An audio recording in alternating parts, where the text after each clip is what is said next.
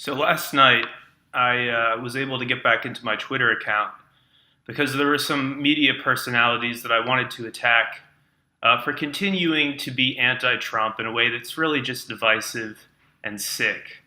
So I reactivated and was able to get back into my Twitter. And a friend of mine who had no other way of contacting me because she doesn't have my Colorado cell phone number, it's a new number. And until last night, I wasn't on Facebook. We'll get to that in a second. She couldn't contact me on Facebook. So shortly after I reactivated my Twitter account, she DM'd me and informed me that my close friend Ashley Jones has been murdered, stabbed to death. It sounds like it might have been some kind of attempted robbery, and they didn't think she would be home. But her and her friend were stabbed to death. And, I downed a whole bottle of wine last night to try to go to sleep because I just couldn't stop crying. And then this morning in the shower, I kept thinking in the shower, I can fix this. I've fixed worse things. All I have to do is call Ashley and tell her, I just read this crazy thing about you in the news. This can't be real. You have to tell them to correct this. This isn't real.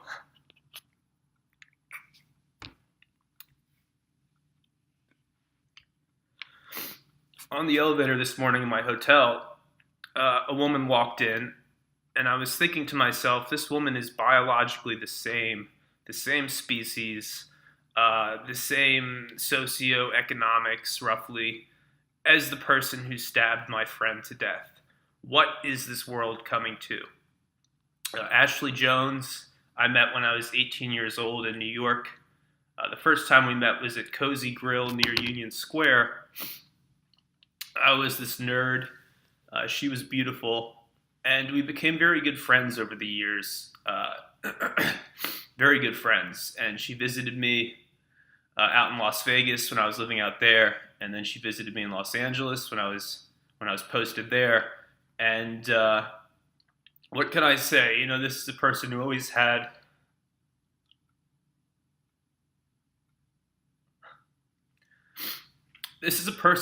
had my back.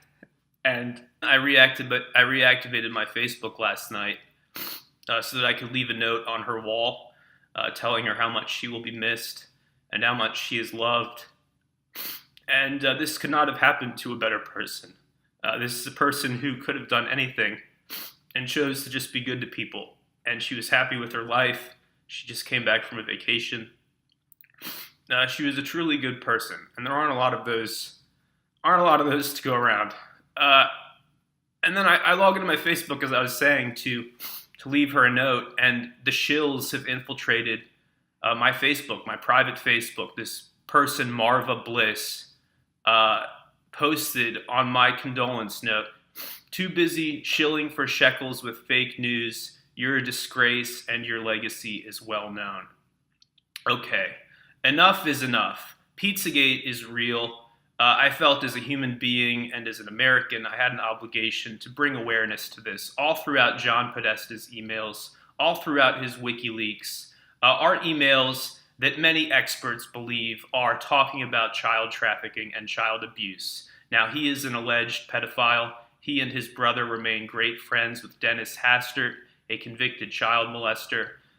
There is so much data out there and so much circumstantial evidence. It's like an avalanche. When you go into the WikiLeaks and you start going through his emails, it's really like an avalanche. And recently it came out that Hillary Clinton wanted to appoint him as Secretary of State had she won. Can you imagine a man with that level of power and that level of protection from immunity? Just the amount of terrible things he would be able to do over the next 4 years with no recourse whatsoever. Thank God Hillary Clinton did not win. Thank God John Podesta's emails are now there for the world to see. And it's almost as if it's divine intervention, to be perfectly honest with you. Because when you look at how his emails were breached, no, it was not the Russians. It was an act of pure happenstance. So somebody sent John Podesta a fake phishing email.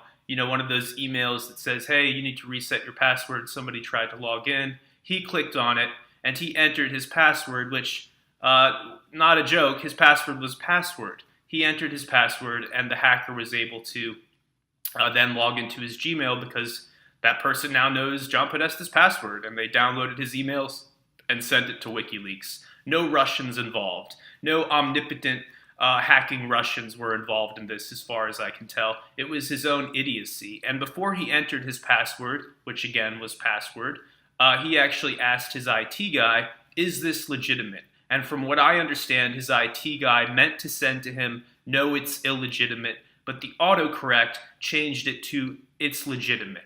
So he thought that he was good to go and entered his password, and it has changed the course of history. And so if there's nothing to Pizzagate, if there's nothing to John Podesta's emails, why, when I'm mourning for a friend who was fucking stabbed to death, do I have people I don't know on my private Facebook just attacking me?